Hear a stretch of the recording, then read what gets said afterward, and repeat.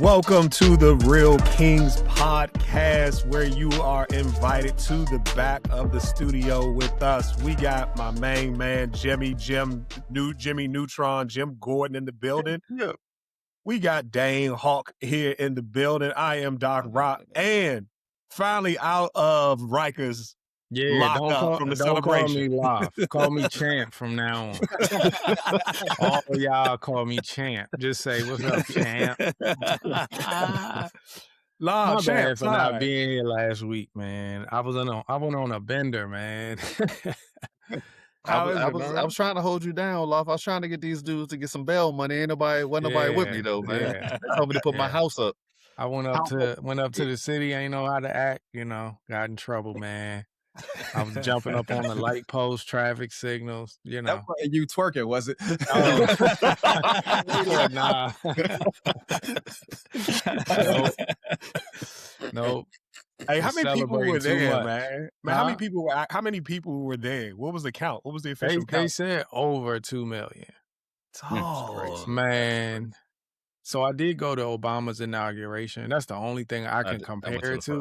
The first one. Yes, the first one. Yeah, and obviously that was sub-zero temperatures. So I'm sure that kept some people home. But I guess as a Black community and everybody looking for hope, we was out there. Everybody was out there. So that's the only thing I compare it to. But obviously that was different circumstances, different audience, different crowd. The shame in it, Loft, is more people showed up to that than the Million Man March. Ain't that something? Yeah. You know what's funny? I mean, not the next joint, but every example y'all talking about, I was actually at all of them. Yeah. I was supposed to go to the Million Man March, but we flaked out at the end.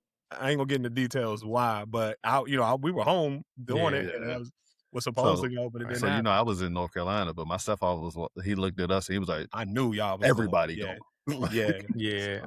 I feel like I'm gonna lean on that excuse. We ain't had no male men role models making us go. No positive one. Right. Yeah. But yeah, man, it was an amazing experience, man. Wasn't the greatest, I can't objectively tell you everything I had to go through to go to the parade was worth it. Mm-hmm.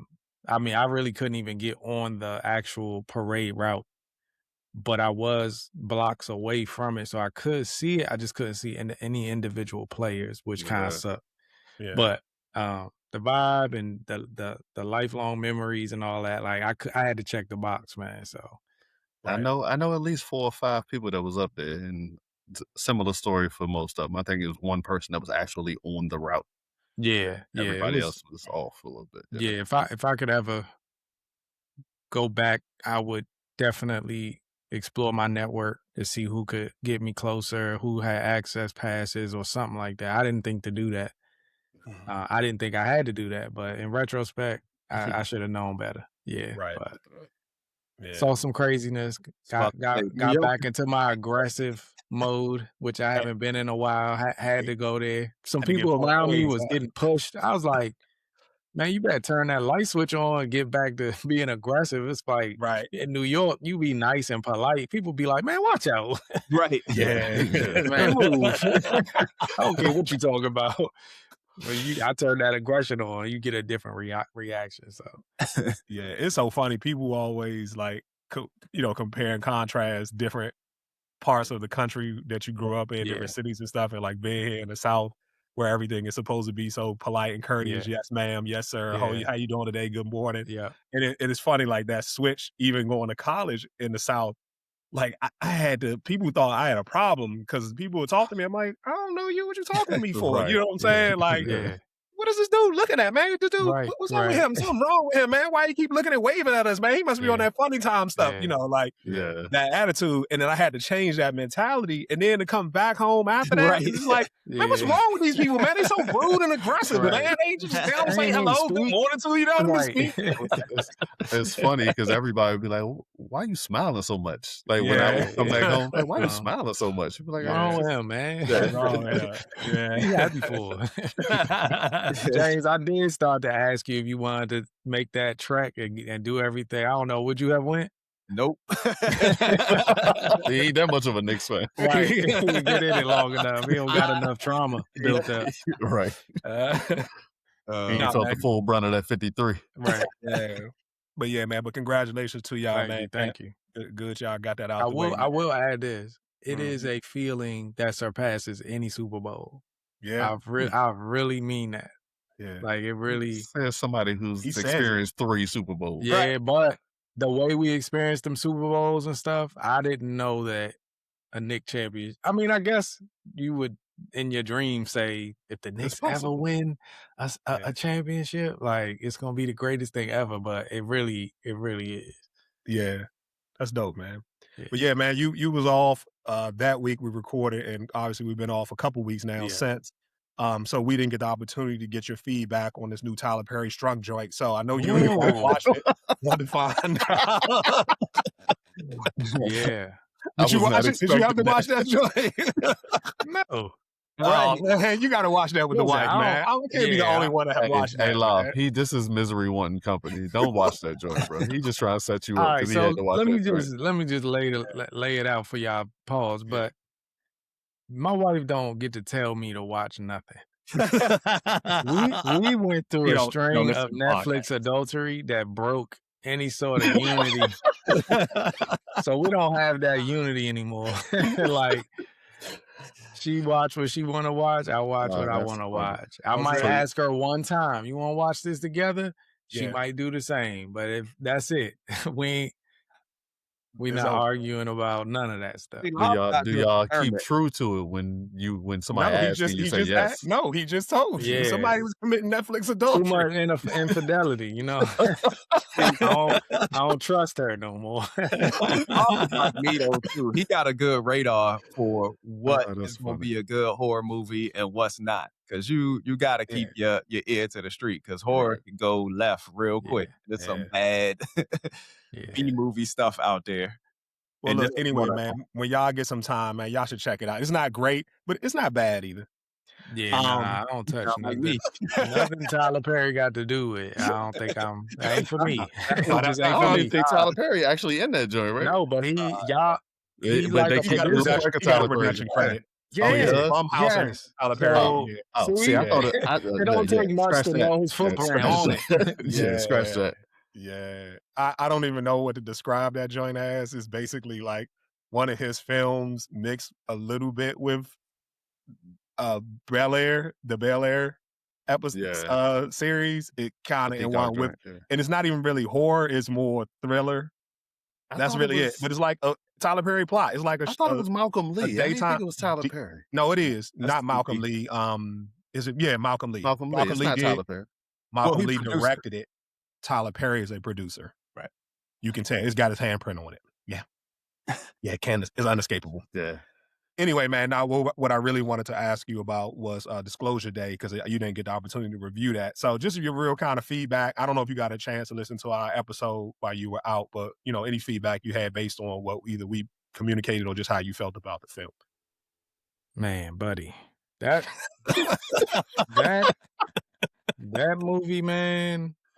I don't know if I'm getting older. I don't know if you've been the around. amount of movies that have just been bad since this streaming evolution has occurred is changing something in me. But man, I literally am never gonna try to walk out of a movie. I was so tempted to walk out on this film, man. Wow. He wanted to walk out? I did. I mean, it was very early on. Like a lot of the stuff just started, the red flags just started going off. Like I was like, wow, man. Like the first thing I'll say is like Spielberg he's a good style. Like I think sometimes we just talk about how good of a director he is, but you don't really see people point out specifically like why he's so good.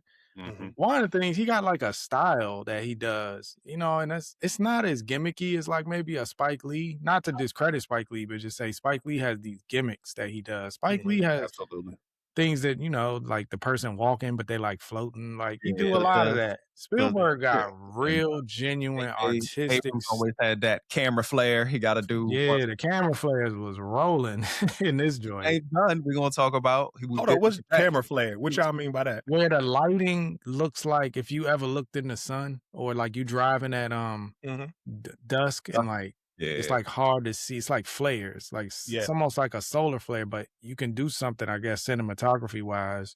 It's like shining a light directly into the camera. Yeah. So he was doing that. Oh, he was ODing a little bit with it, but James Gunn in his music. Yeah. Everybody has it, Lord. Who casted the leading man?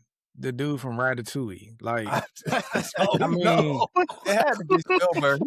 He's like that everyday, nondescript, just average actor, I did. So I said maybe, okay, I'm gonna give him the benefit of the doubt. He got to be an IT guy. Like maybe that's the exact casting or whatever. But he couldn't even hold the movie. And then I guess he did other stuff. Who decided he's an it guy now? I don't know. I think they wanted to get.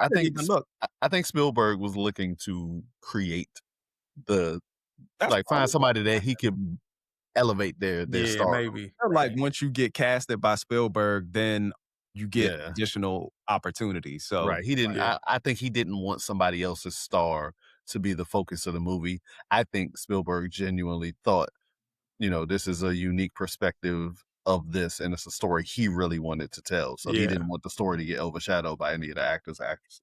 Yeah, maybe. But I definitely feel like I do a good job of suspending disbelief. So if it's an alien and all that, like I'll put that to the side. But this stuff was way over the top.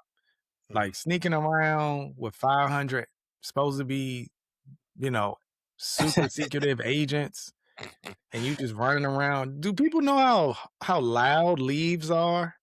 Right, crunching leaves. They shoot and then they decide to wait while you get out and pick up your girlfriend. I was just puzzled by like, do y'all want to kill him and get the threat over with, or what? And the whole thing with the alien weapon being a weapon, but it was never used as a weapon. It was like big MacGuffin. Like I guess it was so many plot holes and things wrong with the movie, but my biggest issue was the whole movie was built around Disclosure Day, and the movie ends with it. Like we never get to see the outcome. Like I almost felt like the movie should have been about the fallout. That Disclosure Day should have been what happens after that. I saw that coming at probably about a quarter through the movie. I was like, "Hey, once the world find out, we ain't gonna see what happens." I could see that coming. Yeah. People called it like a spiritual sequel to Close Encounters or E.T. and it's just a lot of conversations that I saw after watched it, and it just was a failed attempt. I didn't think we needed this movie, man. It really wasn't well written or well put together. It wasn't a good story, really. I think it was an intriguing approach to an alien disclosure, but once you get into the details of how it was playing out with the two people chosen, it made way more questions than it gave you answers. So I didn't like that. But I did kind of come back with a sort of ultimately a question for y'all. Like when a movie is this bad from a good director, we have not given people passes. Do y'all think that the reason Spielberg is not getting crushed for this movie being this bad is because of he's earned that credibility and he gets that grace?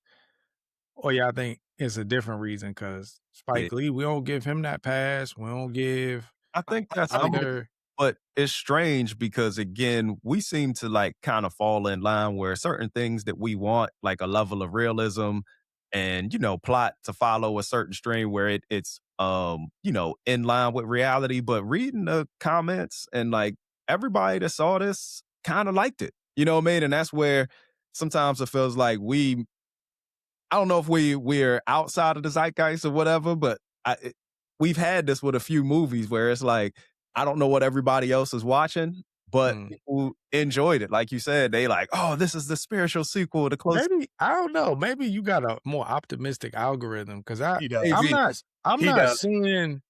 not seeing it get crushed like I think, and that's where my question comes from, but I'm definitely seeing far more negative reactions to it than positive. Like, I'm not seeing people like, man, I like it and love it. I agree with you. That did happen with Superman, though. So I was curious if. So maybe the thing is the level of expectations. Maybe if you look at his more recent movies, the expectation for Spielberg has declined. Do y'all recall his last movie? I don't remember. What was his last? Was it West Side Story? Indy? Oh, yeah. No, it was the Indiana Jones thing. Was it? Yeah. Okay. It was that last Indiana Jones. Sure I don't even know the name of it. But I mean, even the Indiana Jones before that, the Crystal Skull, Crystal Skull, Crystal Skull joint was terrible. Yeah. So after that, I think expectations sort of lowered on a lot of his stuff. On Rotten Tomatoes, Disclosure Day is 80% critics, fans, and fans. What percent of fans? What is it, fans? 70%. So people like on average, it's like they're not saying that it's, you know what I mean? Like they're saying it's average for a Spielberg movie, which for me, you know, I think it's closer to 60. So for y'all, it's probably like 40 or 50. Yeah. I mean, he did Lost World, the last Jurassic Park movie. So a couple things, if y'all don't mind. The Fabelmans looks like the movie prior to this, and then West Side Story. I don't think he directed the prior Indiana Jones film. I think he turned that over to somebody else. Yeah. So he don't have a director's credit for that. Well, he definitely did Crystal Skull. And I agree with Love. I think James, obviously, his algorithm is just more optimistic than most because mine, I got people trashing it. But he just read I hear you, but hold up. We talked about that too. I said that how do we not know whether the people who are reviewing on Rotten Tomatoes isn't one set group of people who are more inclined to give an optimistic review, right? Like I'm not convinced. I'm not convinced that and I know that's not how anything typically works. Generally, when you have something open source like that, you would get a good varying mix of people, but I just don't know that. We don't know anything about the people who are providing that feedback, so I really can't say whether that's true to what even the some general of the talking heads that we like, Voss and all them, like they weren't down on it. They won't dog anything though, James. Voss ain't gonna dog nothing. Even your guy that pop culture, whatever, like even he did like trash. I think he was neutral. I think he said it has some good. At worst, people are saying it's neutral, but I haven't seen where people are like, again. Yeah, I'll give James credit for this because it's not. I think what we're talking about is James was saying this doesn't seem like it's being, canned right. What we saw with our own two eyes. Mm-hmm. Even IMDb, which is more valid than Rotten Tomatoes to me, has it as a 6.7. So that's more closer to average than I would think this movie was. This movie was terrible to me. Well, I will say this. I left the theater feeling better about the movie than I feel about it now. Yeah. So once I sat with it and thought about it more, it sort of got worse and worse in my memory. Yeah. And that happened sometimes. And so I was entertained. Oh, right. You were. And that may be what the reviews are that we're seeing. Yes. And some people did say that people miss Spielberg, but because this wasn't West Side Story, this was more akin to what he used to make. They feel like this might be getting a little bit of a positive glaze on it because it's Spielberg and not just the movie itself being judged. I don't know. I might do that for Coogler. I might. He just hasn't done nothing bad yet. Yeah. But I haven't done it for Peel because I was pretty harsh against Us and his follow-up to Get Out. So I don't know. So I still think, Lob, I think maybe you want people to critique it to the level that it deserves. Dirt deserves based on how poorly the plot was. But to Dane's point, I felt good about it coming out. I don't know if you heard our last episode. I rather enjoyed myself in the film. Like I didn't have that gut reaction to walk out, but I was watching it and the plot holes were very obvious and apparent to me at the time, but I was entertained. So when she started going through different agents one at a time, it was goofy. I thought it was terrible. I thought it was terrible, but I was just like, all right, I'm gonna have to ignore this right now. Yeah. Like I did what James always say, check your brain at the door. I'm saying I was capable of doing that. Listen to our episode, but I could trash it at the same time because it was a lot that bothered me. And James Mangold did Dial of Destiny, Dane, not Spielberg. So Love, you probably didn't hear our review, but I'll let you know that this was the first movie that John and I can ever recall that James had a lower rating than everybody else. James had the lowest rating on the show. Which I'm actually surprised. I never know when, like, what is in a movie that makes Jonathan check his brain, because there's some movies that I'm like, man, just pack it up. It's whatever, serious or something. You know, he gave it the Spielberg benefit of the doubt and the low expectation. I didn't. He's not able to enjoy it with these massive plot holes. But there's some TV shows or movies that it'll be one little minor thing, and he'll be like, "I'm out. That was so stupid. It was over the top." It was the it's not Spielberg. I'm not a big Spielberg stan. It was the novelty of it. In a way, I mean, not that we haven't not seen alien films, but it was a different take on alien films that it was suspenseful for me. Like, I was really eager to figure out where that film was going. It wasn't apparent to me like it was for you all a quarter of the way through what they would end up doing. I honestly had no idea. And I think that was the part. And Live 2, the other part, which I asked you, not being present, but wondering, because they started a dialogue about Christianity and belief system, and how would you be able to explain this away? And I just asked, like Dane and James, like the scripture that they used, was that kind of cool? Because, the interpretation of the scripture, I've read it 100 times and never even once had that thought. They actually use the word earth. That makes sense. Yeah, maybe on other planets, he left another Bible for man. You know what I mean? Like for that species or whatever. So I was curious whether that's piqued your interest at all. And because I thought they would travel that road. Me and Jonat's interest for sure. Yeah. Oh, okay. Yeah, I kind of sucked my teeth when I saw it. Like, you did? Oh man. I mean, it's I think with all things, I think if you then begin to look into like maybe spirituality and you start thinking about an all-powerful God and what would he allow and what would he, I think you want to believe certain things, and I think you see what's called like synchronism. It's like people try to justify how there are reasons or room for something that they want to believe is also part of the bigger system because of omission. Well, he technically didn't say this, or it just feels like some of that. But I think it's just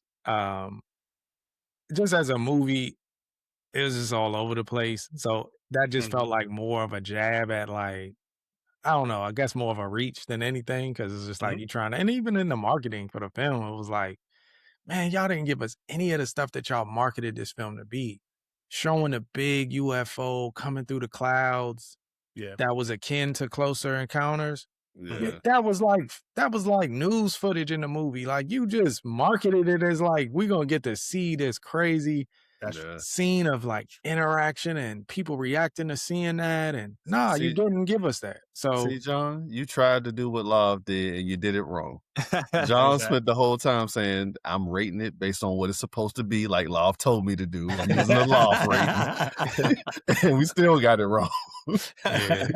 But let me give Emily Bunt some flowers though. For such a, I don't know, man, she did not pack it in on this type of movie, man. Like, she really took what was supposed to be this character going through these different situations and just acted her butt off. Even the way she spoke different languages just seemed so natural, and the Russian and like all the different languages. I was like, man, she is phenomenal. And you would never look like she phoned it in, even though this movie was just like not on her level, I don't think. It's funny. It's the perfect song for that. You got a director that's revered in the industry by everybody, and an actress who is known for being like one of them. And she's like, well, I'm working with him. I'm not going to pack this in. So. So she should have been the main lead, She sort of was. I mean, honestly. And she probably was the draw. Yeah, she was. If you're looking at the marquee. Yeah. Because his powers were weak. I said that when we talked about it. His powers sucked. Yeah. Well, look, we will not rehash that entire film here now, but I do have a question for y'all specifically, since we're on the topic of Spielberg. he is sort of a G, right? He has, to your point, a lot of carte blanche, you know what I'm saying? And rightfully so, the man has a list of great films. There's people that will put him in the GOAT conversation. You will put him in the GOAT conversation, right?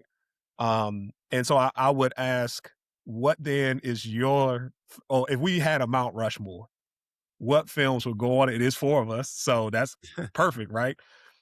And how I want to go about doing this is we have veto power. So if everybody's like, yeah, slam dunk, we don't even have to talk about it as a no-brainer. And there's a few of them that could go on it. But nevertheless, if we have any questionable ones, then obviously you got to make your case for it, right? So everybody get one movie. Everybody gets one. So I want to start because I feel like mine leads directly into this conversation because we talked about Aliens and we talked about Emily Blunt. And immediately when you said whoever was casted in the other role with Emily Blunt, the co-star, instead of this Ratatouille guy, we should have had Tom Cruise because immediately I thought of Edge Tomorrow. And thinking about Edge of Tomorrow obviously made me think of my GOATed of all time GOAT. Dang, you know what that is, right? You want to say it for me or should I say it myself? Nah, go ahead. You already led the witness. War of the World should be on the Mount Rushmore. Veto. War of the World. So listen. Veto. So listen. Where do I cast my ballot? So listen. Before he gets to going into his explanation, let me tell the audience and either of y'all, if y'all don't know, this man made me go to the movies to see this joint. And he wanted to talk about it continuously for like a month. He loved this movie so damn much. Really? Like, yes. I was like, dog, okay, it was all right. It wasn't that good. He loved this movie. I actually like it too. I really do. I'm vetoing based on the criteria of what we're supposed to be doing. And it's odd. I didn't even know Spielberg did that. Like I didn't either when it happened. I didn't know that was a Spielberg movie. What's your argument, John? All right. So first of all, I know it's not an original. So obviously for the people who know the book or the original, I'm sorry, I can't pay homage to it in any way. I'm only talking about the 2005, I guess, film. Yeah. Something like that. So I had to start from the end and work backwards, but the ending was so unexpected. It was almost a letdown in many ways because it's just like, really? That's it? Like, where's the big war? No, I didn't know the original story. That's why you like that movie so much. That's why I liked it so much. You was like a baby learning how to walk. Okay. Yeah, it caught me off guard. And I was like, wait a minute. They dead? It's over? That's it? And it was like, you know what? That was kind of creative because I didn't expect that coming. Like, it was such a twist. Yeah, it was. 1956. It was like anticlimactic for movies and thinking about Independence Day. Yeah, that's why they kind of built everything towards that type of an ending, and then it was like the ending they chose. That's why it was a radio show in the 50s. But really, like that is the icing on the cake of my argument. Really, I thought the military scenes were dope. I thought them trying to fight, but just completely getting slaughtered. So it felt so perilous, and I'm like, how they gonna beat this thing? Like, it felt like watching that last episode of Invincible and seeing Grand Regent Thrag, and just like they can't beat this guy. He's unstoppable. And then Thrag gets what is it, SARS v. AIDS or something. And then that's it. Yeah, he done. He got the sauce. Filtermite sauce. So I was joking when I said veto because I knew it was coming. Yeah, you knew it was coming. But I don't know. I if you tell me that this represents a certain style for Spielberg and it's the only alien movie we putting up there and you want this one because it's the most unique alien, then you may be able to convince me. But just this movie alone, it's a remake of a past story. I knew what was going to happen because I knew the past story. And they was fighting tripods and they made it look so difficult, even though they was fighting tripods. All you got to do is sweep one leg and they fall over. Like, it's not the one for me, but I know how much you love this joint. You are doing what I tend to do. Like I have a clear list of my favorite things versus what I objectively think are the best. Yeah, and you're picking your favorite, and I'm over here to fight with myself internally. Like it's the Mount Rushmore though. I want to put one of my favorites up there. Yeah, and that's what we're doing right now. So But I don't want to give a second if y'all get it off the list. I'm curious what James thinks before, but I do want somebody else to go. James, how you feel about this? Yeah, I veto. Okay, well, it's a unanimous decision. I only say that to say that y'all probably go veto all of mine too. So wow, really? Wow. I so what's yours, James? Go ahead. Clear cut. So I was like fun. You know what's happening right now, love? We all, except for maybe you probably objective enough to be like, nah, I'm gonna go with what I know should be on the list. I think the rest of us is like, man, I'm gonna just put my favorites up there. Why not? So, I mean, you know, it's our Mount Rushmore. All right, well, so I mean, right.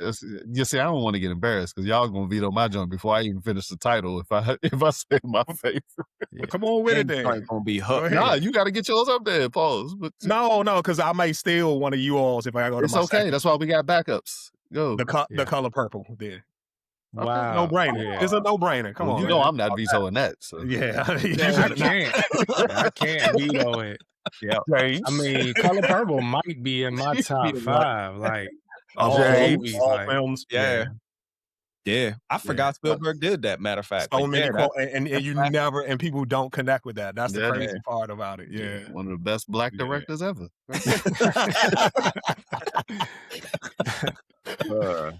No, that was my clear. That was my clear. It should be up there, but I didn't. Yeah, I wanted to get. Oh, I was hoping one of y'all took that before it got to me. Actually, so is it like Celie's face on the Mount Rushmore, or is it Mister? No, put Nettie up there, man. Suge Avery. James, go ahead, man. What you got?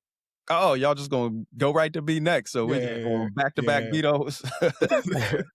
Now, I know that the easy answers are stuff like Jaws or Indiana Jones, because those are classics. But for me, falling in line with what Jonathan said, my movie also has Spielberg and Tom Cruise teaming up once again. Minority Report. Minority Report. No. You should have known. You should have known James was going to go there. Where he go there? The world today, and everything that we going through with Trump and allegations before, the technology, drones, the daggone, I don't know if y'all have ever used any of the tactical entries into homes, moving all the stuff, the guns, the weapons, the fighting. Just say what you really like, James. Automated cars, those are also there, man. I drove a Tesla for the first time over the weekend and put it on self-drive, and it freaked me out because it was doing everything it was supposed to do. So, and again, it's cops, it's action, it's exactly what I want in a Spielberg popcorn movie. So I ain't gonna front you, James. Again, that's probably his second novelty and creativity with a storyline. We just like Tom Cruise. Hey man, I love Cruise. It's another movie, John. I think Cruise John got a made new film coming out with like did y'all see that in your trailers before y'all filmed? Mm-hmm. Yeah. So anyway, So I felt like it was so. I'm like, I like this concept. But again, once again, Minority Report was probably a book first, and everybody knew. I didn't know. I went into it naive, and I was like, "Hey, this is actually kind of dope." And we did some filming. Was it at Federal Triangle? It was somewhere down right off one of the subways, Metro Center or something, where they shut everything down. So we saw some local production. Yeah. So where y'all at with it? I gotta veto that immediately. So love vetoing everything. Listen, because we talking about a director who has if there was a Hall of Fame, y'all aren't picking those movies. Our Mount Rushmore, not the true. But it's like y'all are skipping over those for the joints that came out 20 years after he established himself as one of the best. Right. Yeah. That's like picking my favorite game of LeBron came this year. Like what? Right. Nah, you gotta go back to his prime and say can't. Everybody got a different opinion. If you say I get your point that you are looking for the ones that nobody because can't those argue movies, that this isn't one of his those movies were amazing. It's not because of nostalgia or because I just think that those are my favorite. It's literally those movies was dope too. So that's why I'm just surprised. That's all. I guess everybody is off the beaten path. Was it Vito? So no, I think Lof's doing. It depends on how the homework assignment is supposed to work. Because to your point, I fully expected it to be Vito. So John, how you feel about it? I like Minority Report. I know you know how I do. feel about that. So it's on me. I'm gonna let it rock. Whoa! I'm gonna let it rock. I'm fully prepared to go to my second, which I knew was going to be all there. So, so we got Color Purple and then Minority can't do that. Report? Nah, they can't be. That can't be. Oh, man. Well, veto the joint. It can't be. Nah, it's veto, man. Get it out. Okay. So this is my second, and I don't know if y'all agree or not, but again, y'all know I'm a horror movie guy, and this movie had me afraid to go on the water for a very, very long time. Yeah. And then just him being kind of a phenom at the time, the innovation, them not showing the shark, how they were able to get it done. And it even shows up in what we're going to review later, some Widow's Bay comparisons that come up where they pull from it, but Jaws. You can't deny Jaws, and it still holds up. You know what was so dope? I don't remember. Universal Studios in California. They used to have a Jaws ride as a kid, and you drove like you were in like a little boat. I thought it was like a little boat / shuttle bus. And then it gets like in some deep water, and then you just see that shark come out. Would never forget that. One of the most memorable experiences as a child ever. All right. I hate that they put that on all the Disney the Universal commercials so much that you knew it. Like I almost feel like if they would have left that out of the marketing, like and it just amazing. I never got to go to Disney and Universal Studios. Man. Oh man, take your kids so that they can get experience at They might be able to hit me down. They've been to Disney, but they're going to Universal in August. That's what's up. All right, I guess mine's Jaws. So we got Jaws, Color Purple. Yeah. I kind of want to hear. I kind of want to hear Love now, but you sort of went.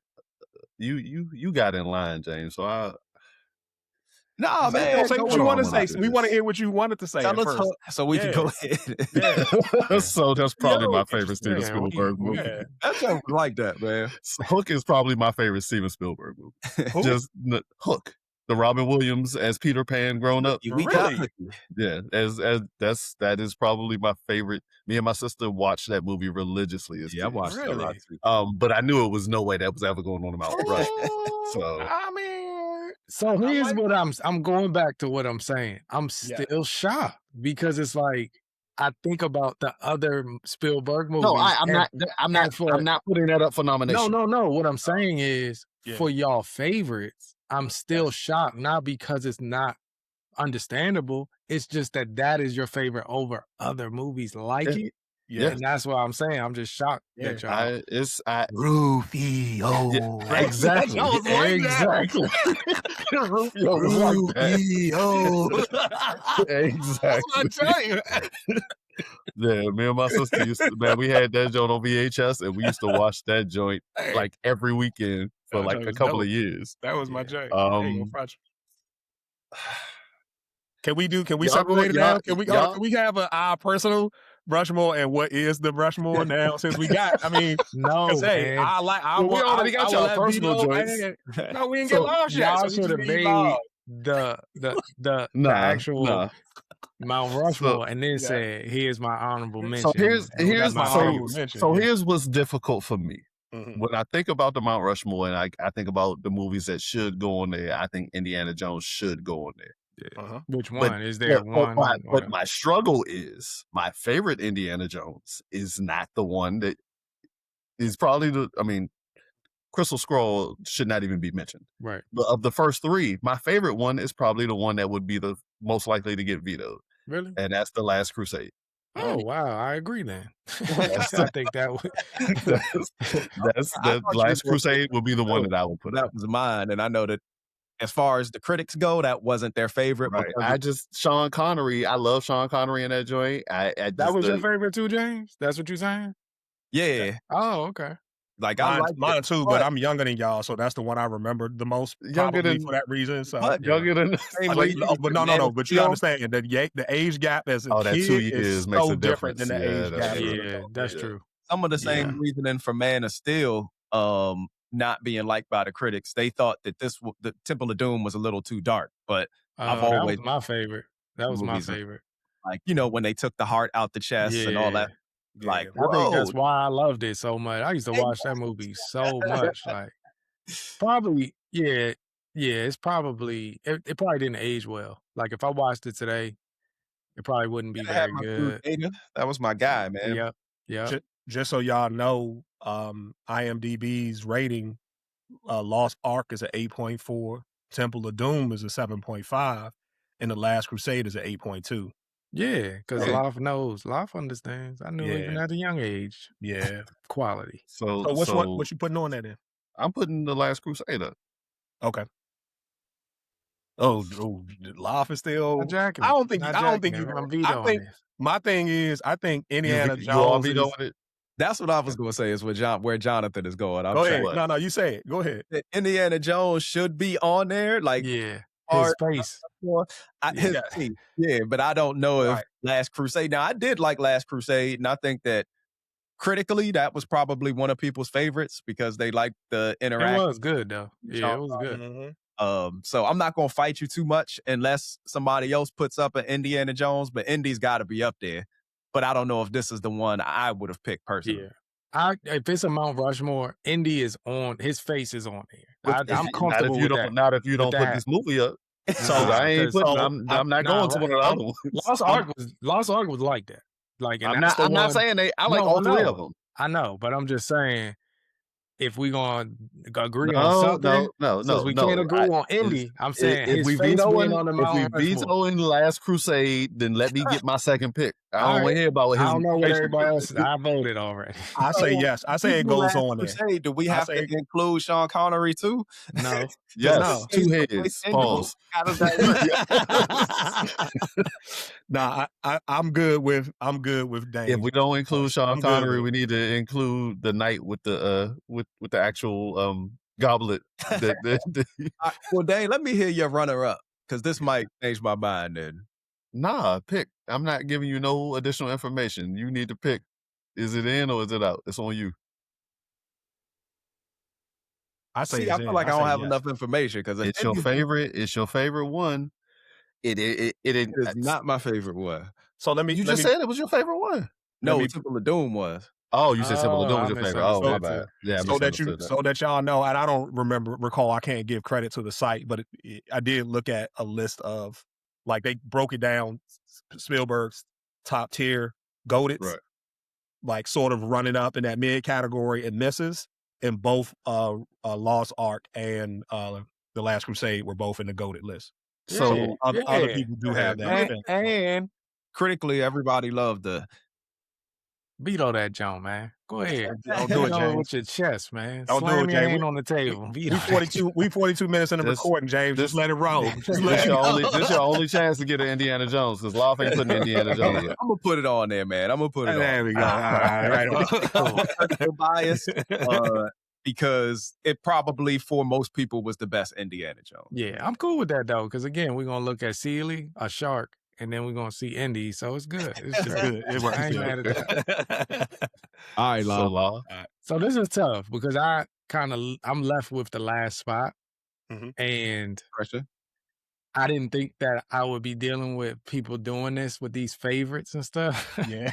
So now I don't know which direction to go because I got two strong films that I think I would imagine are up there. Okay. I think I don't know. Y'all might have to help me by your vetoes decide. So I'm going to put both of them out there. Absolutely not. I'm gonna. But I'm gonna put the two movies out there, and I think y'all gonna have to help me decide. He copping a plea. I think E.T. is not, and this is another standard. E.T. was the blueprint for so many movies after it. Like this is Spielberg's fingerprint, and how you know when something is great is just the imitation that you see that comes from it. Mac and Me, y'all remember that? I mean, Alf. I mean, Stranger Things. Goonies. I mean, it's just so many other great like fruit came from his trees of movie. Yeah. What are we I don't even know what the second one could be. That's an obvious. E.T. goes up there, but I'm curious what the second. The second one is. I wasn't looking at it as a favorite when we initially discussed this question. So But when I think about what represents his ability as a director and how great his movies are, like I thought Schindler's List needed to be up there. So that was my backup for The Last Crusade. I think there's an argument for that type of style of movie that he is executing so well. Amistad excluded. But that type of style of movie, Schindler's List is just really... I can't argue with either of those. Yeah. I feel like out of the two, Schindler's List beats E.T. Like, again, not personally. Right, as like a as far as movie. quality of a movie. And I don't know, they both had a lot of impact. But I got one that beat Schindler's List though. So I'm surprised you didn't choose Saving Private Ryan because I knew you was waiting for me to come with it, so I just stayed away from it intentionally. I forgot about Private Ryan. I didn't. I literally thought that was John's pick. I said out of all the Spielberg movies, John's gonna pick Saving Private Ryan. Y'all know me too well. About that. He was trying to go off script. That is trying to go off script. That's my movie. Yeah, that's a tough one. Yeah. E.T., man. We got to put E.T.'s face up there. Yeah. That's a no-brainer. That's a crazy Mount Rushmore. If he was looking at it. I'm surprised nobody said Jurassic Park and Saving Private Ryan. Why are you surprised? Yeah, as far as rewatchability, Saving Ryan. I might put a T-Rex instead of a shark on it.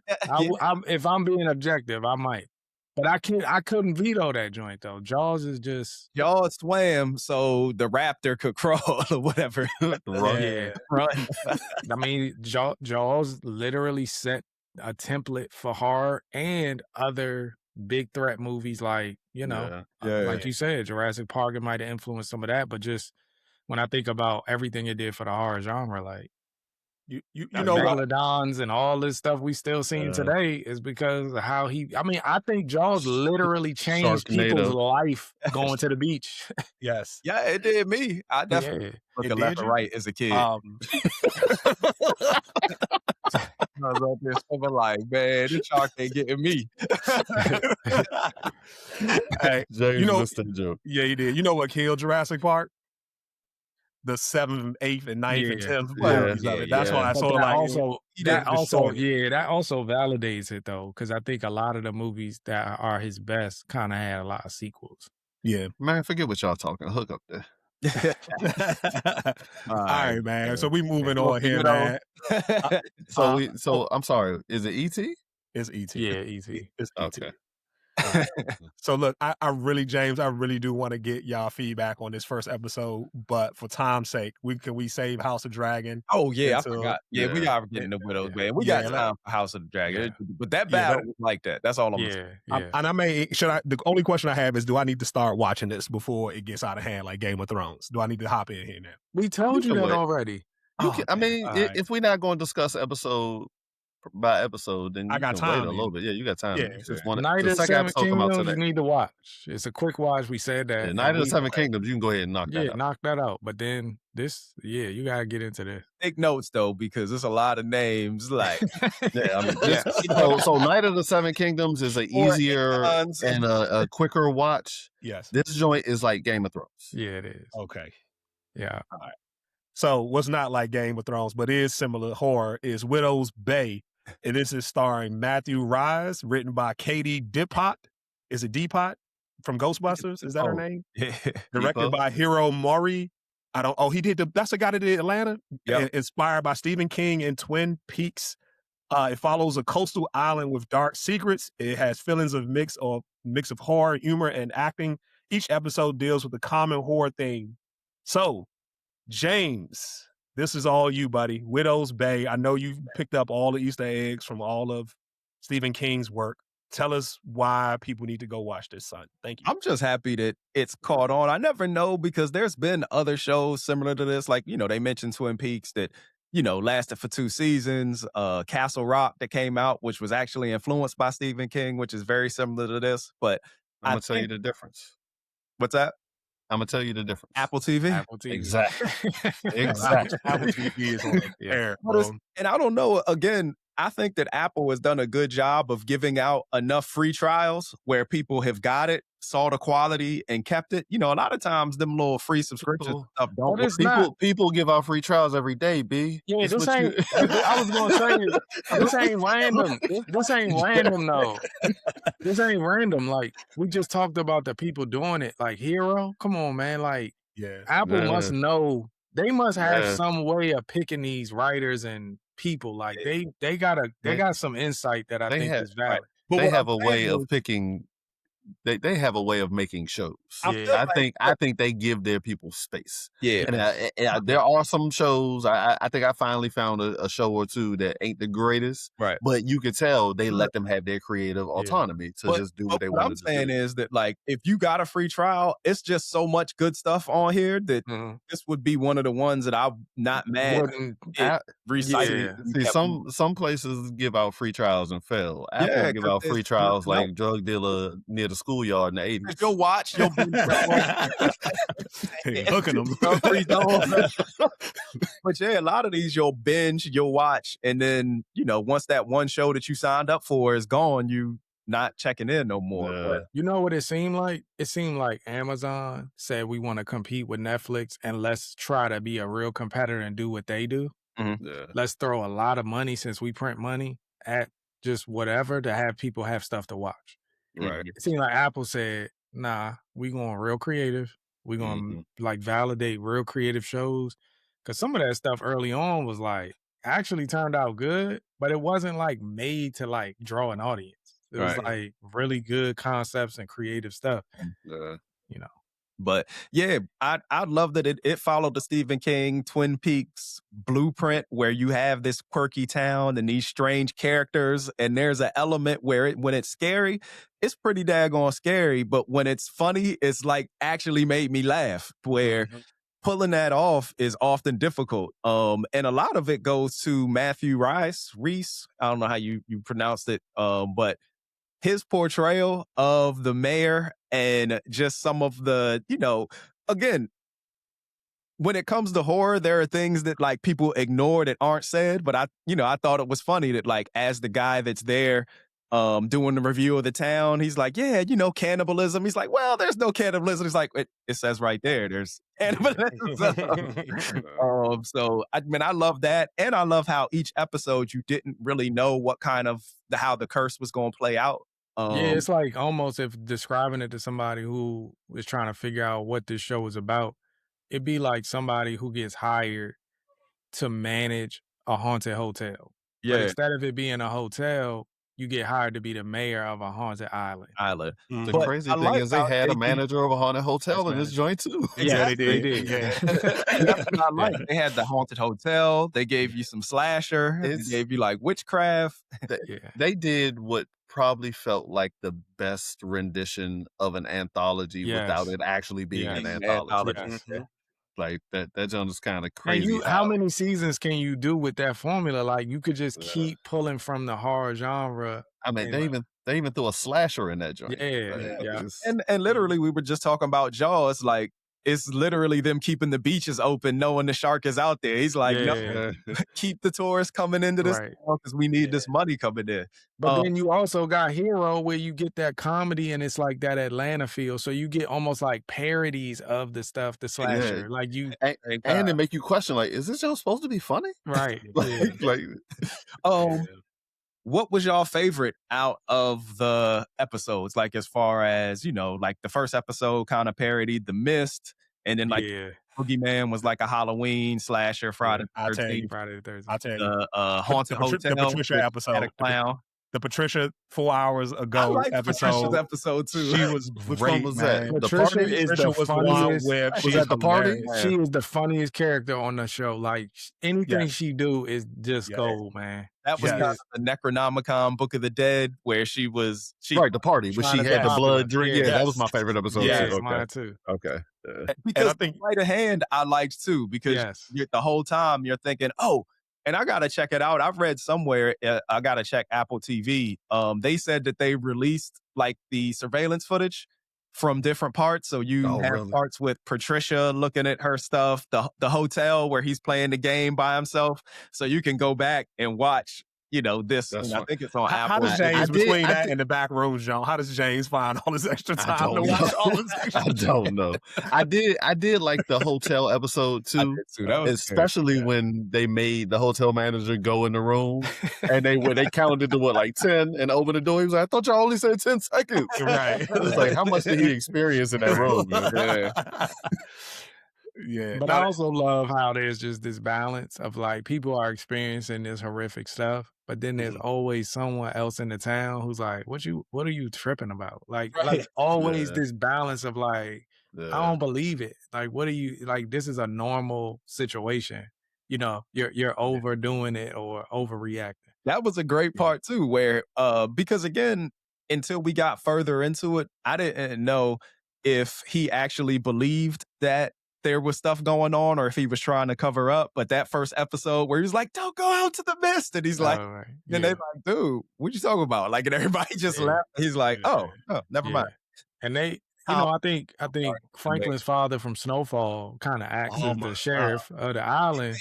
He's sort of that skeptic throughout most of the season. You can tell what James really likes something. He just can't stop blurting out parts.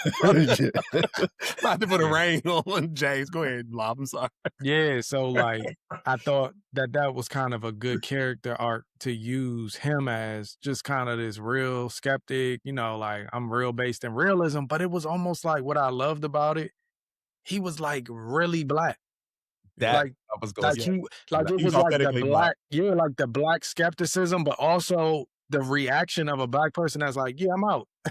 Like once something feel real, I'm gone. Yep.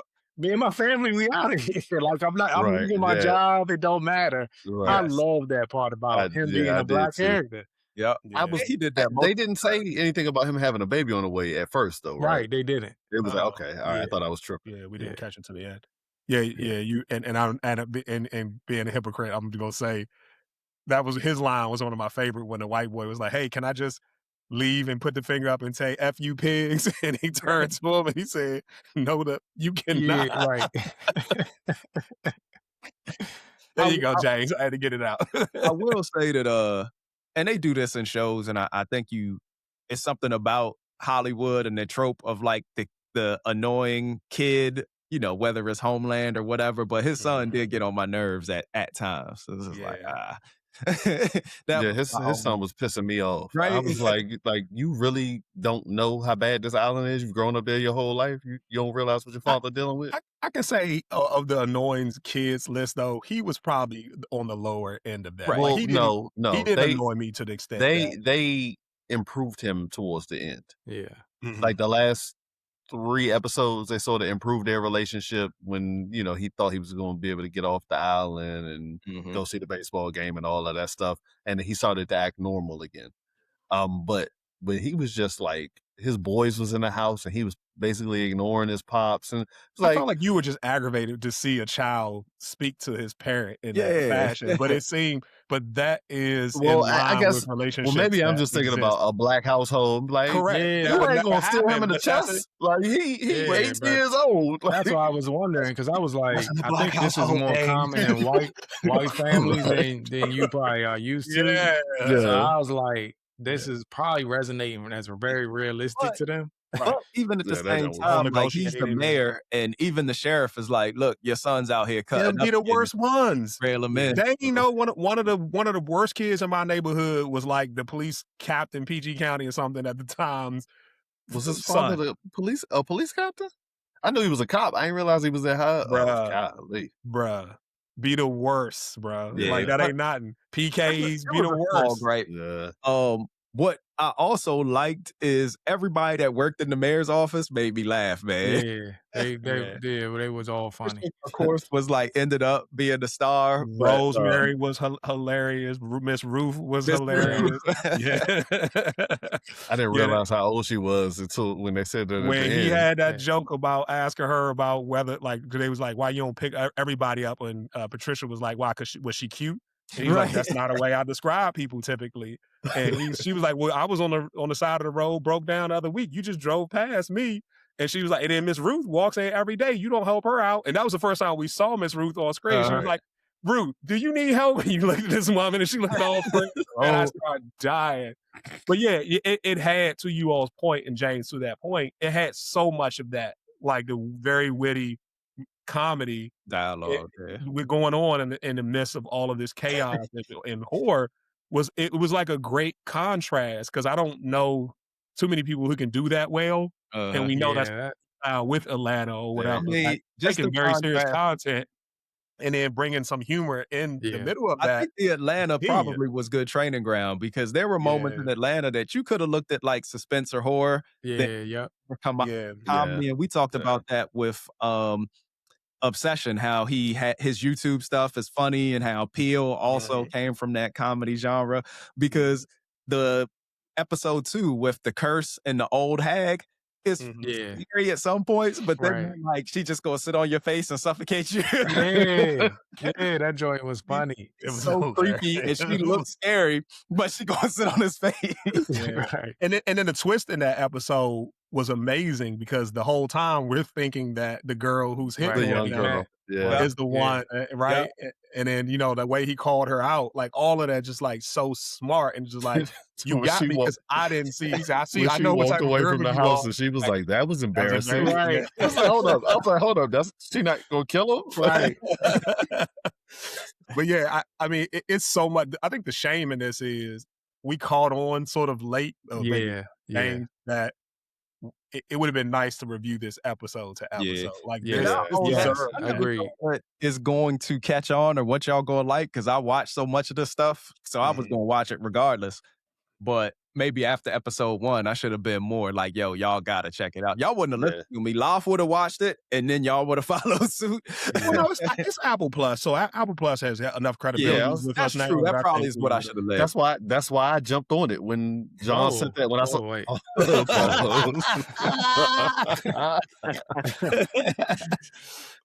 that's why I started watching it after John said that link about the show. So my question is about the ending.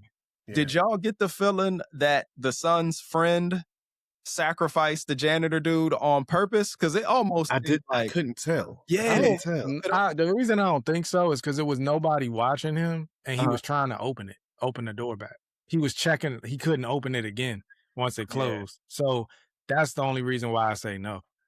I agree with you, Bob. Because if nobody's watching, why would you be trying to open it? You know, like if you did it on purpose, you did it on purpose. You don't want it to open. So that's where I think the story, I think, is that he didn't have a choice. Okay. Yeah. And I appreciate coming back full circle, because I was kind of like, man, are they going to tell us what the deal with the little electric chair thingy is, and how? Oh, it's going to be a season 2. It's going to be a season. And y'all know that's what I appreciate. Is when seasons do say, okay, we're going to set up for season 2, but we're going to give you some closure. It's like a good end of a chapter, like for a conclusion, so you can go into next season feeling like, I concluded season 1. I'm looking forward to season 2. The cliffhanger thing would have killed me. So you know when they keep going, they only got their one sacrifice. So when he saved Ruth, after he found out, you know, that she wasn't the final member of the family, and he said he saved Ruth, I was like, so what? You just going, you know, where do we go from here? And then when the brother came in and popped her anyway, I was like, that was so good. Like, that's so like I said, that's so like how we would have been like, man, my family is. I kind of saw it. But did y'all guess that his son was gonna be like? I did. Yeah, I did. And I thought I was wrong.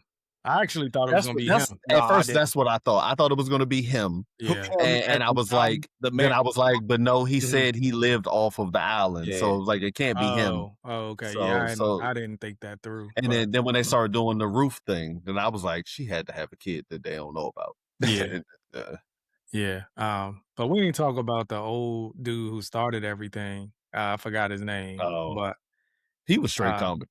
Yeah, like I was just thinking, like you got this zombie ghoul dude who is like making you laugh, like the way you know what was funny? The character was actually really intimidating and scary in his first episode, the throwback episode where they show his origin. Yes. But then when they brought him into the present, he was straight comedy the whole time. I thought it was tight how they even how they set up for him and the mayor to have that conversation. And he was just like terrified because he wasn't talking. Right. Yeah. And Patricia busted and she's like, I forgot my purse. And closed the door. I was like, yo, this show is fun. Like, I literally was genuinely not like doing that was funny. I'm literally laughing out loud. Yeah, I really liked how they lowered your, like, again, he was scary at first, and then you kind of got used to him, and you're like, he's not that much of a threat. And then they circled back. Right, yeah. Like, nah, but they monster. They made the mayor such an imbecile because dude was warning him. He's like, yo, you can't talk to him, you can't feed him. He's undead. Eventually he's going to like attack you. And he's like, man, he's been in a coffin with no food forever, and you sitting there feeding him. Right. Like the whole time talking to him, just giving him food. Stephen Root don't get enough praise, man. Like him being in this and like Office Space and On King of the Hill and Barry, like he's one of those actors with the red always good. Richard Warren was the original cursed. Richard Warren. Yeah. For time, man, what would y'all rank this? Because I do want to get y'all rated for this first season, presuming there's going to be a second. What would y'all give it? Because this is going to be interesting, I think, here for me. Yeah, it's interesting for my rating style because I didn't know what this was supposed to be, right? It's some stuff just so original, you don't know what it's supposed to be. But initially, after my first episode and seeing what it was, I just wanted to keep watching it, really enjoy every episode. And then just the way each episode builds towards the bigger final story. It's just so well done. Like, I love this show. Like, I hope that it can maintain, but I'm really high on this show. Like, I give it a 9. Nice. Dane? Oh, you want me to go next? Okay. Yeah, go. It's funny because, this ain't my typical genre, which is why James wouldn't typically think to have me look at this joint. But when I think about the other horror stuff that I've watched in recent years, specifically for the podcast, this is probably the one I've liked the most out of everything I've watched recently, show or movie. Therefore, I'm probably putting it really high. I sort of compare it against other Apple shows and series. And it's not the best one, but it's definitely up there with some of the best ones they've had so far. So I'm probably at a 9 with love. Nice. James? Go James. You first. You know me, man. This I can't give it a 10. I'm gonna give it a 9.5. Okay. But why can't you give it a 10? I feel like there's still room to grow. I want to see how the series plays out, and I think we discussed it on last show. It was really your point that letting stuff breathe a little bit, getting out of like some of the craziness and then coming back to reality. What I like about this is, again, it had everything I needed. Maybe it'd have been a 10 if it had hand-to-hand combat at some point. That's the only thing. That's definitely the James list. Right? Man, come on, man. But, I love Stephen King, man. I love horror.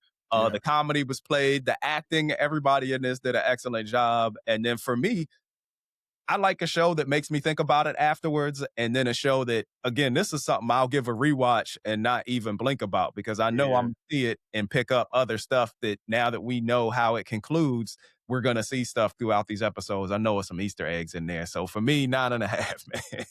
How does James rewatch anything with all the stuff he watches? We all saying all they needed was some moments like the Furious, man. Throw in a couple kung fu. Joke would have been off. And John, after you give your rating, I got questions for the group. 2 questions about this series. I'm just curious what you guys think. So I'm going to put more words to what James just said about the action. If not for the fact that it had some very, for me, slow periods where I might have dozed a little bit. It was like, I probably should finish this episode in the morning. It's moving a little too slow to keep my attention. Because I think when things are absolutely great, I don't care how tired I am, how late it is, how much sleep I didn't get, whether I had a few glasses of wine or a couple beers or whatever.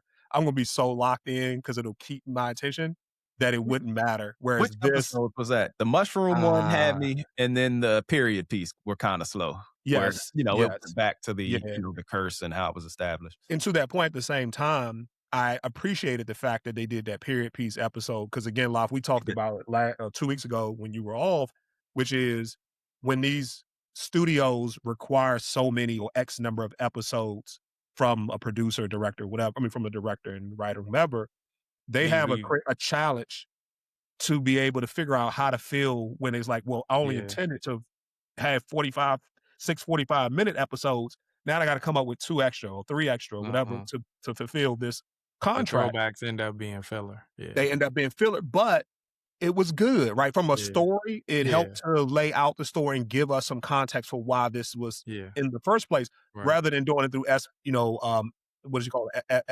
What do you call it? Where you Exposition. Exposition, yeah. Where you just kind of talking about it and telling the story. Yeah. We actually got to see it. And then it paid off because you got paid off. That's what's important. Yeah. And it absolutely paid off. So from that, I'm gonna give it a 9.5 with James. I think it was damn near excellent. and it was funny because not too many things, to your point earlier, like my wife and I agree on to watch together, and we kind of just both stumbled upon this serendipitously, and we both enjoyed it the same. Like, she might even enjoy it a little bit more than me because she was nudging me on a few episodes I was dozing. But by and large, we laughed when it was legitimately funny, not just saying, haha, that was creative, but literally. My wife walked in on me watching. It's like, what are you watching? You watching this show again? I was like, nah, you need to watch this joint. Yes. That's what leads into my question.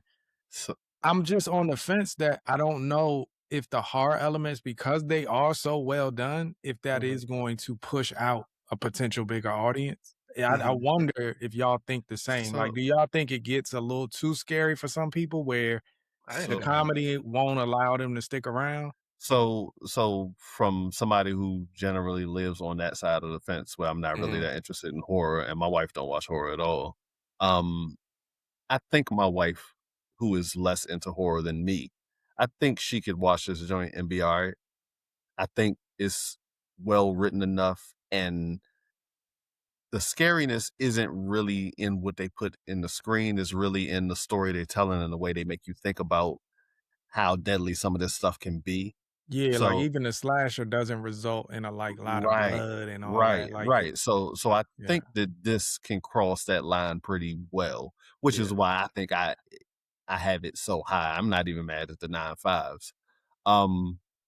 But you got to get people to accept that it may not be as big a horror as they think. Because when you look at the trailers, when I looked at the trailer, I was like, oh nah. But then I watched the first episode of, what was the Netflix joint we watched? The Burrows. I watched the first episode of Burrows. I was like, you know what? Let me go. It's Apple. Let me watch the first episode. And the first episode turned into the first 4 episodes. So then I was all in. That's legit, because I don't think I don't think Apple does a ton of marketing. Right. And the marketing that they did for this did lead me to believe it was going to be more horror. Like I didn't think it was going to be crazy scary, but I also just didn't think it was going to be like this type of show. So, right. I could see some people being like, that ain't my thing. I ain't watching it, Right. Yeah. So if you get them to try it, get past that I can see people locking in. Yeah. My second question is, do y'all anticipate that this is going to be somewhat the anthology sort of like format where we're going to see more horror tropes explored? Do you think that's the trajectory of this show? Like, are we going to continue to see stuff like that? I hope so. Because I think as long as it's continued, and there's so much that they can still do when it comes to horror. And then again, there's enough with the mythology of the island and where there's like the main storyline that I think that they can continue to, weave in different, I think there's even room to go to other parts of the island where there's stories over there. Right. That the other part of the island really ain't aware of or whatever. You mean like the I know it's one newspaper, so you can't use the newspaper too much. you know. Right. Yeah. But I think you could go the other side of that. The lighthouse keeper, when this dude was like, "Go back," he's like, "Go." The dude on the bike, man. This joke is hilarious, man. I was like, this joke is hilarious. James, I enjoyed this joke as much as you did, obviously. Thank you, man. Yeah, no, it was good, man. It was sheer comedy, man. I wish people would, not just this in general, but Apple. I think actually I got to give Champ his credit, because he was probably one of the first that told us to start getting on Apple TV, and at Apple TV, even before you, James, it was Raised by Wolves. No, Raised by Wolves was HBO. No. It was a movie. Something else. Tom Hanks. Tom Hanks had some movie on there for me to watch. I think that was the first thing on Apple that I subscribed. So I was like, that was actually pretty damn good. The jump with the little robot or something? Yeah. I mean, not very memorable, but it was solid. You know what I mean? For starting up at the first time, Apple TV has been great, man. They do an excellent job with their writing. So I mean, stuff that wasn't like the best. Like that Momoa joint was still better than stuff that I've seen on like Netflix and stuff. You know what I mean? Like it'd have been the blind joint. Yeah. Okay. Mm-hmm. I was fighting it. I was fighting the Apple joint. And you were, Dave. Now I'm like the Apple champion. Android bias. Oh man. Back-to-back heavy hitters, Supergirl. All right, y'all ready? Y'all ready? Y'all listen up. Y'all listen up. I got an intro for Supergirl. Y'all ready? All right. Oh Lord. All right. Supergirl 2026 is an action-adventure superhero film written by Anna Nogueira, directed by Craig Gillespie, and produced by James Gunn and Peter Savard. JG.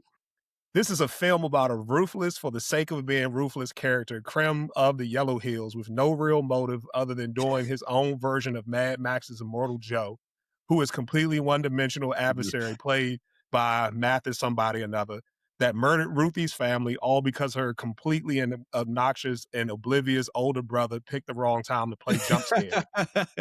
Ruthie attempts to hire Supergirl, Kara Zor-El, the younger cousin of Superman, also known as Dipshit Soup. That's what y'all get because you made such a stink about the Snyderverse soup, and all for snapping one neck, and now you got Kara sticking dudes with the shank, how you like them apples, to help her track down and kill Krem. Supergirl initially refuses because of her hero code against killing, and because she'd rather hang out near Red Sun and binge drink. Talk about a role model. Fortunately for y'all and Dane, Krem poisons Kara's dog and reluctantly forces her to journey with Ruthie for vengeance. All right, that's my take on Supergirl. Y'all have at it. Yeah, initial thoughts, man. I was already on the train of this gonna be bad. Yeah, you were. And I'll eat crow because I was optimistic about James Gunn. You would have conducted. And with Superman just being really disappointing to me, I knew like all bets are off. Like this was not going to be a good universe. And Supergirl pretty much confirmed that. I actually would say it was worse than Superman in my opinion. So, there were some things that I'll be positive about that I did like. Hold on. That's not just your opinion. That's a factual statement. Okay, cool. Jermaine. I'm gonna get the positives out the way.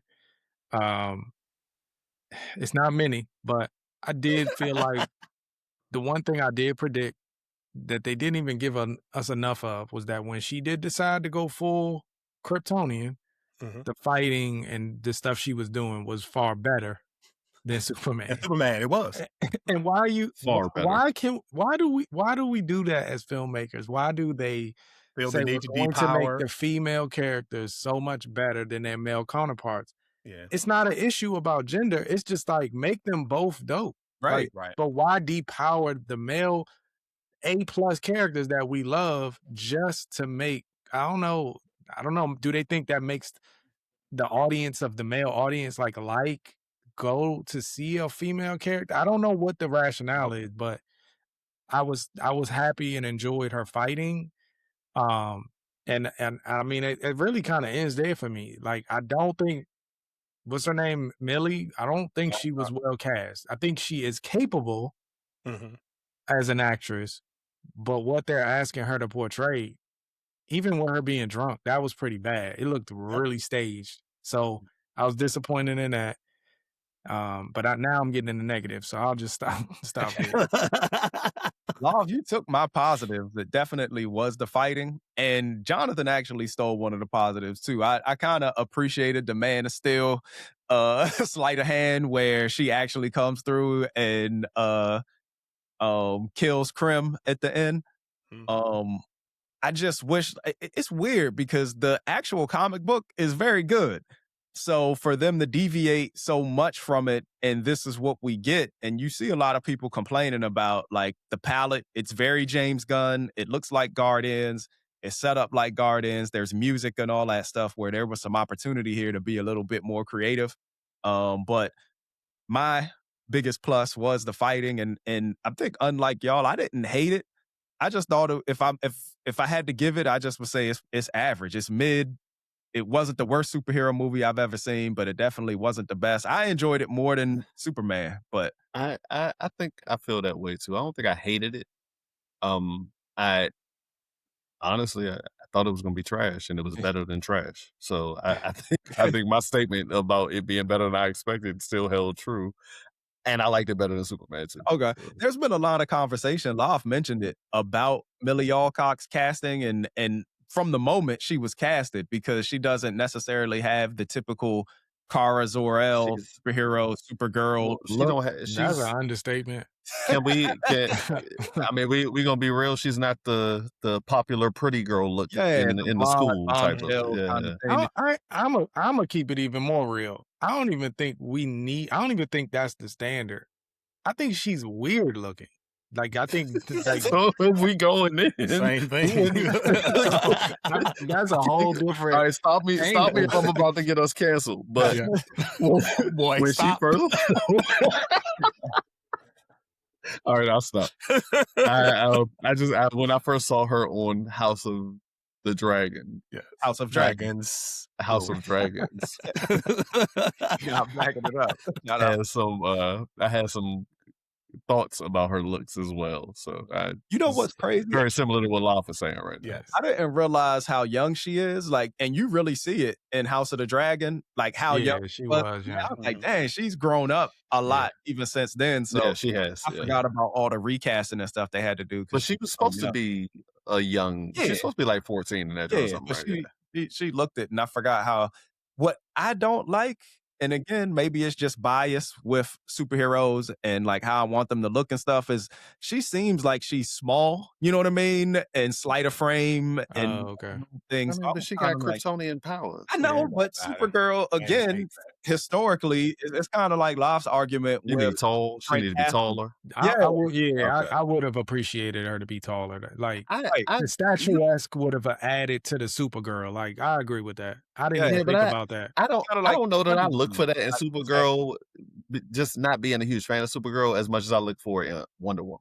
Like, if Wonder Woman doesn't look statuesque, I'm like, that ain't Wonder Woman.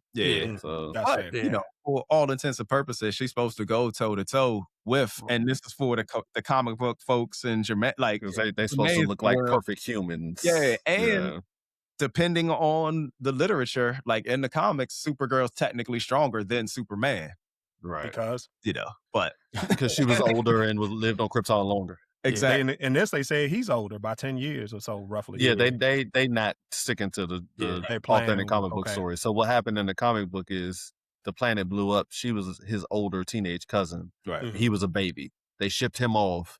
He got knocked off course and got to Earth quicker. And she spent a ton of time in cryostasis. So by the time she got out of cryostasis, he had already aged to be older than her. Got it. I would just say that again, like, regardless of how we view it, to me, it's never really necessarily about beauty. I think the original Supergirl from the 80s was probably just a model that they picked from that sort of like casting decisions back then. But I think what's really important is that she has blonde hair, right? That's the feature. Unlike that last Supergirl we get.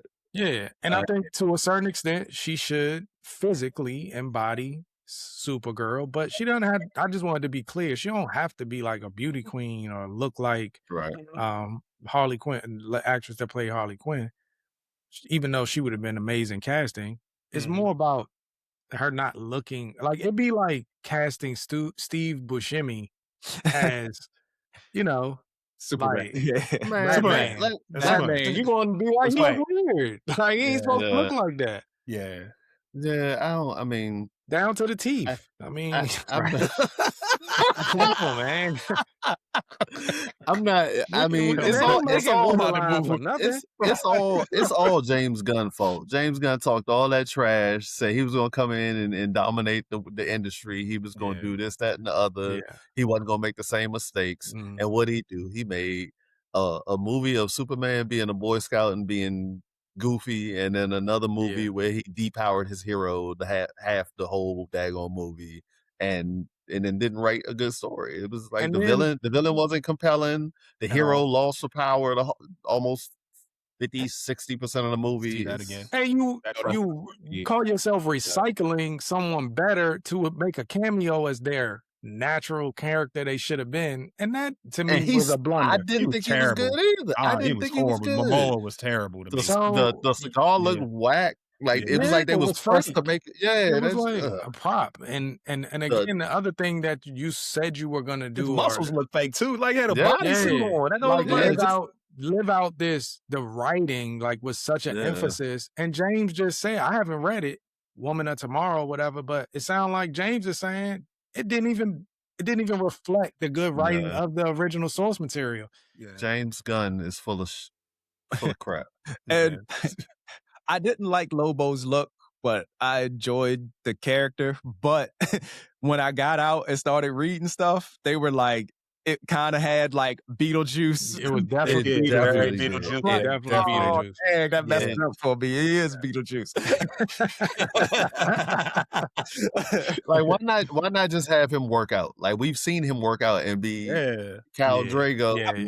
Why do he need to even need to work out? I mean, his stature should be sufficient. You know what I mean? If he's he's immortal, he's fine. Yeah, I wanted to stick to this point because I think it's a reflective of something else it really looks cheap. There's a cheapness to both of these first two James Gunn movies.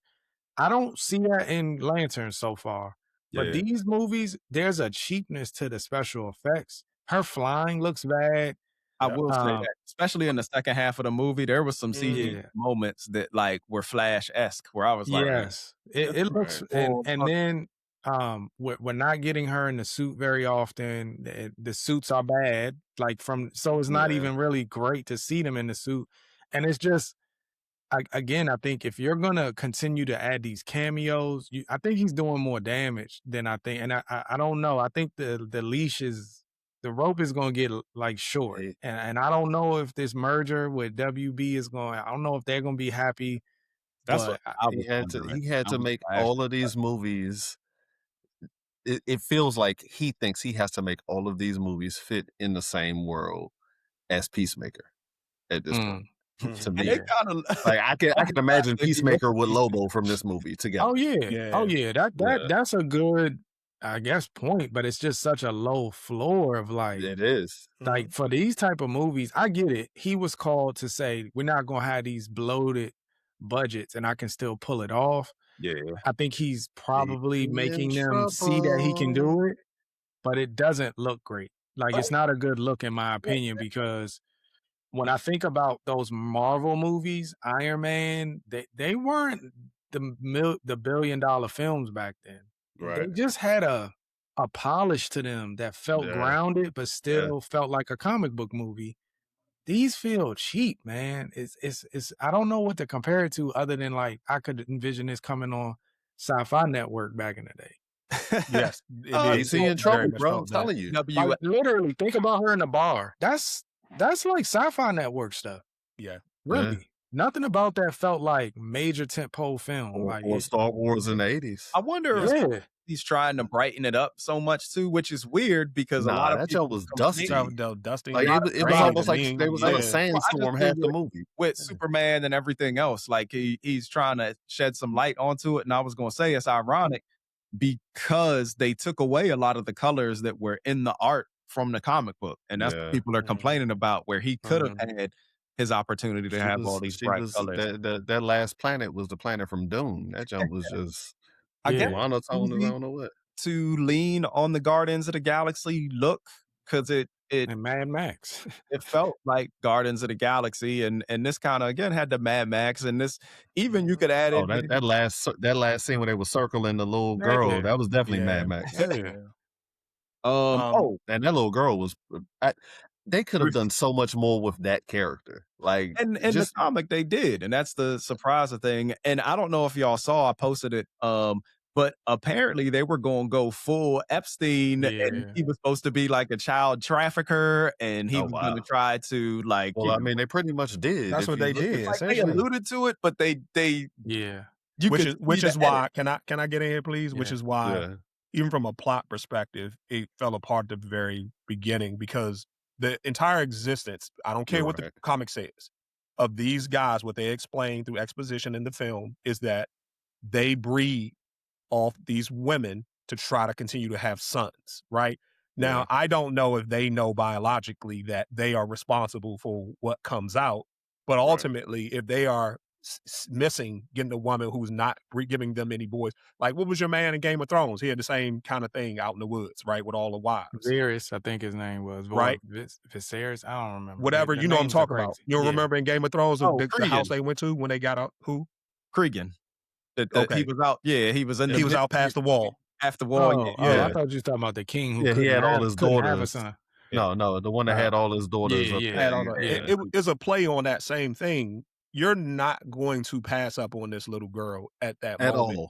Because you're going to be like, she could be a potential breeder for more boys for us. I thought that too. Right? And so I don't care. There is no logic in he's going to make an exception today, because there was no other point in time where they presented them to behave in such a manner. Again, it's just strange, because in the comic, that's what the onus was, the famous sword maker, whatever, he got his sword and then he was going to kidnap Ruthie. And it didn't have that weird, awkward, hey, the brother just happened to walk out. Like, be like, I got my sword, I'm taking the girl. Exactly. No, you're not. And then he fought everybody. And she runs and gets away when it's happening. And then they're chasing her, right? I mean, it was so easy. And it felt... I guess they wanted her to be the aggressor. So in that moment. I could see him leaving in that moment, saying, well, we can't find her, let's just go. What was weird, they didn't, his little voice thing, he used it in that first scene where he never used it again. I thought my critique was that he turned it on and left it on. It seemed like it was on the entire movie, which doesn't make sense. Why is it on the entire movie? That's what I'm saying. I agree with the critique. I just felt like the red light was always on. Mm-hmm. Yeah, it should have. If you're gonna show it, then you need to show him use it. Like, and what here's the inconsistency with these things. And when you just think you're having fun making movies, like this would be fun. That's what I just envisioned James Gunn thinking. It's like it's sloppy. I'm tired, and he's not the only one guilty, but I'm really tired of this using contemporary language in contexts that don't make sense. Using pop culture language in the context of some of this stuff, it just doesn't make sense. It's like you shouldn't be using certain language. That's what they're getting on Odyssey. Be ready, Odyssey. Get ready, Odyssey. They're getting on Odyssey about that. Get ready. Yep. But it's also true, and I think in this context too, they're using these words and terminology that's very America, very US. And not taking into account that there should be just some regal standard language. If it's English, cool. But don't forget that this should be a very different context and culture than what we have. Yeah, culture should imply that they wouldn't be talking like that. But that's lazy writing. That's the point. They don't take any time to consider any of that. They didn't draw out the villain's character background at all. We understood what his intentions were, but they weren't very clear, and you don't get his story. So he's really just one-dimensional for the most part. You established Kara was literally speaking Kryptonian on Earth. Like she was that much of an alien. Correct. So you could have just explained it like she's just sort of like, I don't know, it would have been a lot like Guardians, I guess, at that point. And I wonder, there was a moment, because remember she was like, oh, you know the common tongue? And they were like, well, I don't speak it well, but like, so what was the common tongue? Because she didn't speak English. So that's not the common tongue. Was it Kryptonian? And she spoke to that one alien that was pressing the little girl out on the bus. Yeah. In that little yelling language or whatever. Yes. Right. Yeah. I did like the flashbacks to Krypton. Just as we Did said, you like that ship? the And little her suit? planet ship. Yeah, and then her suit, which looked like a swimsuit the from golf ball ship. a scuba diving. But I saw that in the preview, so I was, Right. you know, and again, even with some of the other things that we saw, I was like, okay, I knew that this was coming. What I So was surprised at is how disappointed I was in Superman. I was like, and when I saw Jonathan's comments, I was like, man, he really is a cornball. This is like, hold on. Before we get past the Kryptonian flashbacks, let me ask you a question about that. So the dog just being from Krypton gives it powers. So the Krypton, let's say Kryptonian human biology is the same as Kryptonian dog biology.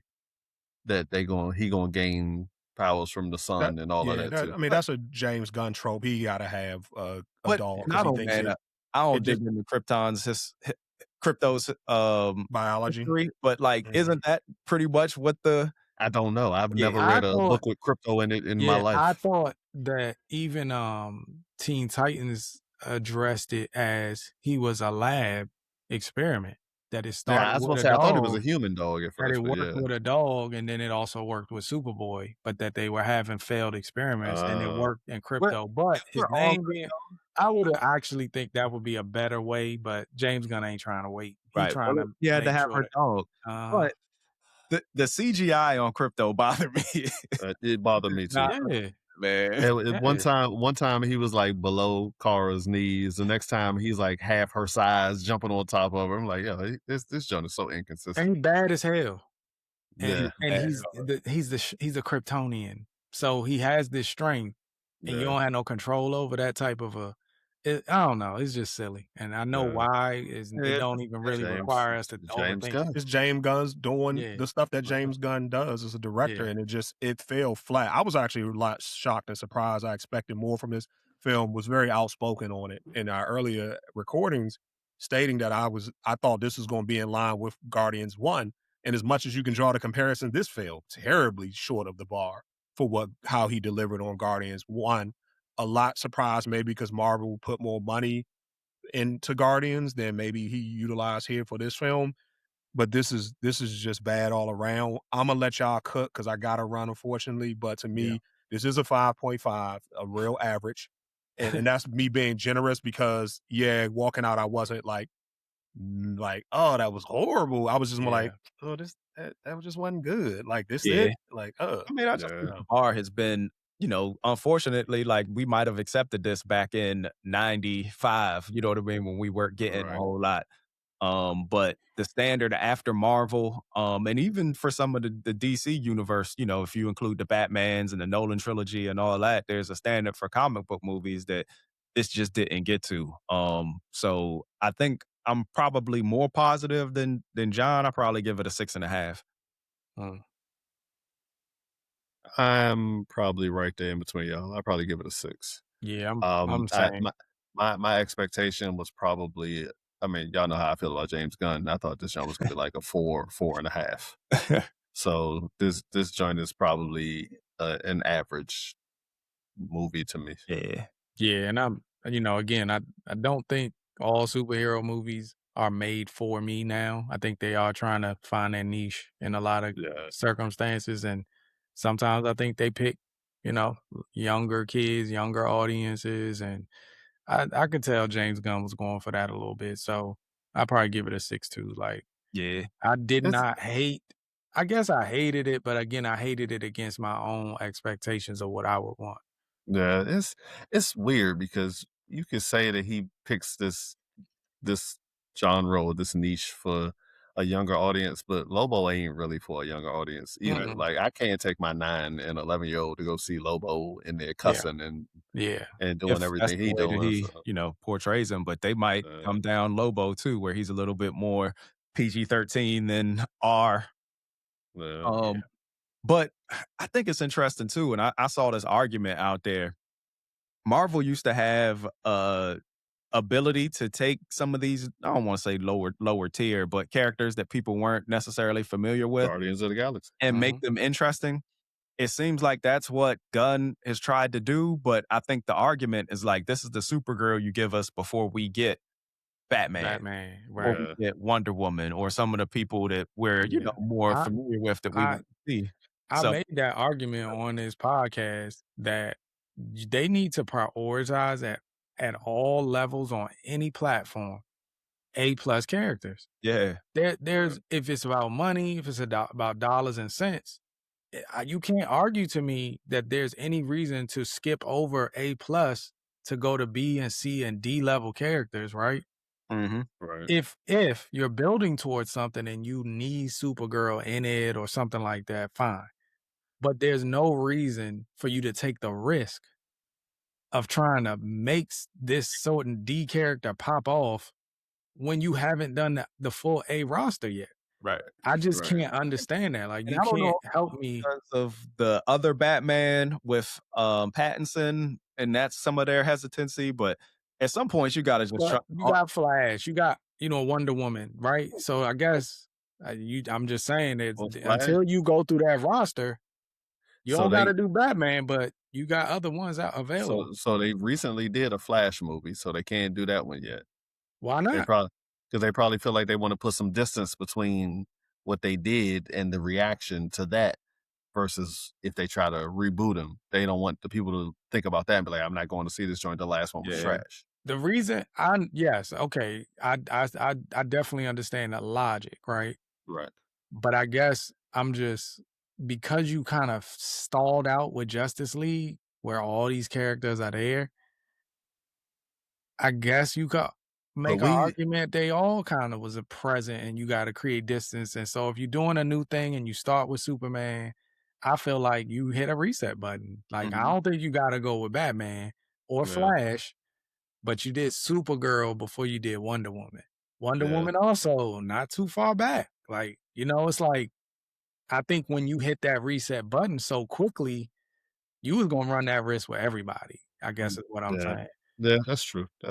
Green Lantern is the only one. I was about to say, it should have been Green Lantern. Yeah, it was the only one with some distance. It should have been Green Lantern, and they doing a show for that rather than a movie. So, and I think the A-list for DC is a lot smaller than Marvel too, as well. Yeah, because I mean, if you look at the recent joints, Can't Touch Aquaman, because that was the last one, I believe. Right. Then before that was Flash. You got Pattinson's Batman, so you don't want to step all over that yet. And then, Wonder Woman would have been Wonder Woman 84. What was that? 2021, something like that. Yeah, you probably could. It's about 5 years. You could probably get Wonder Woman in now. All of the DC characters are hard to make, I think. Yeah, but it's definitely possible if you pick the right director and writer. I think you can make a Wonder Woman that feels totally different. Do they have any other A-lists other than the top 5 or 6 I just named? Is there anybody else? Not in my opinion, because I think of A-list as super universally loved and like people look forward to it. I think it's just a real short Justice League list. Yeah, I'm wondering once you get into Teen Titans, you can probably milk that a little bit, but because they got some notoriety. Yeah, but that's gonna take a while because you got to build up. Titans is kind of like spinoffs, like Aqualad and Superboy. But it's almost like they wasted it because like the characters that are out there, like the Lobos of the world and stuff, they just like he should have just had his own movie. Rated R. Best Lobo movie you can make. Yeah, exactly. But before we wrap, I did want to ask, there was no end credit scene. I was surprised at that because, with Man of Tomorrow already filming and Clayface and Lanterns or whatever that they're trying to piece together in this universe, usually I don't miss them. I'm like, hey, I'm happy to get out the movie theater, but I was surprised that this didn't give us anything to kind of tie the universe together as going through. Did y'all miss the end credit scene, or y'all just like, man, it didn't matter? Well, I missed it because I sat there waiting for one and didn't get one. But I understand they didn't have nothing from Peacemaker to put in there, so they probably. I felt like her sit down with Superman was kind of like the scene that I would have expected as an end credit anyway, rather than being in the movie. Yeah, and so I didn't really like miss it, and I was looking forward to getting out of there, but. I'll say this. even that scene felt a little disconnected from how Superman ended with her showing up with Crypto. Yeah, I agree. Did that confuse y'all a little bit? Like, why did they go away from what you just established in Superman? So I assumed that the Crypto, her showing up to get Crypto and leaving again was before this, and then this is her returning after that scene. Right. Oh, so she came home for a second. She came home for a second, got her dog, went back into space, celebrated her birthday. Now she back. She learned a lesson. She came back. She calming down. Okay, got it. All right. I guess they basically had a coming of age arc for her. Yeah, that's what they were trying to go out, get drunk, and come home. And hey, some women's coming of age arc is a lot dirtier than that. So that's a fact. That they mentioned too, that there was really like, no love interest. It was a straight coming of age and her growing and dealing with trauma and all that stuff. But I don't know if that was something that would have added a little bit more to it or not. That wasn't in the comic book, but if you gonna bring in Supergirl, and I know we don't want to keep dragging this joint out, but if you want to bring in Supergirl and have a coming of age arc, I would have loved to see her like get mentored by Wonder Woman.